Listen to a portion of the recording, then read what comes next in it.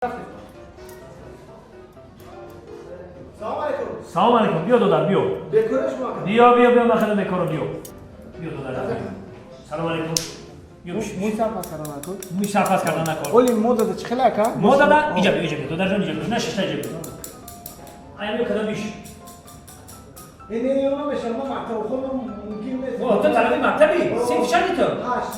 خیلی صنف چی رو میتویو؟ خیلی چی دارم دادر جان. اینو میشم. گوش کن بیا صنف 8 اسکی پاس میکنم. صنف 8 اسکی بیشی.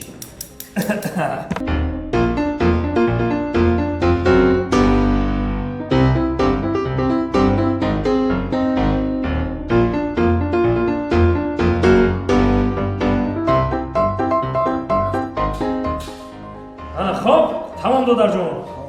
آفرین. حاضر. اکا جان باید حق کاریتون چند سو میشه؟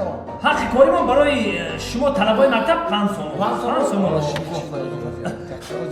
5 سوم. اکا جان 4 سوم نمیشه؟ نه نمیشه. برای چی نمیشه؟ او دادر ما خما 4 سومی میاریم.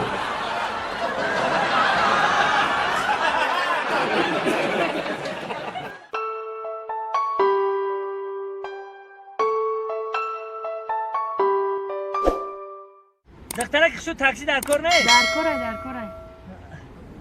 بیشی بده خب همیشه دا نگاه کردم میکنه جگم تاکسی می آمدگیست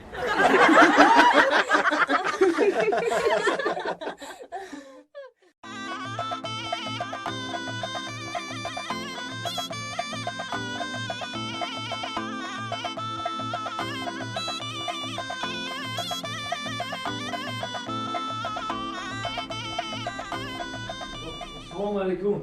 و علیکم السلام. خوب هستی نکرد میشه رحمت. خدمت دانی اکا که ای میمون خونه تون دو جا هست؟ هسته؟ بله. ای شرطش چه خیلی این مبلغاش چند سومی باشه چه خیلی هست؟ مبلغش 5 نمود نرخه اکا 5 اتاج ایجا. آها. یکی موشونش 500 سومون، دی موشونه 400 سومون، 3 متر 300 سومون، 4 متر 200 سومون، 5 مترش 100 سومون. انا اکا ای هم آخیرش همون 5 متر جایو 100 سومون آیا نرخش؟ بله ای همه ارزونش 5 مترش 100 سومونی. خیلی مایل اکا. چو کدی اکا معقول نشد؟ معقول نشد؟ نه معقولو همین احتاجات هم کمتر میگون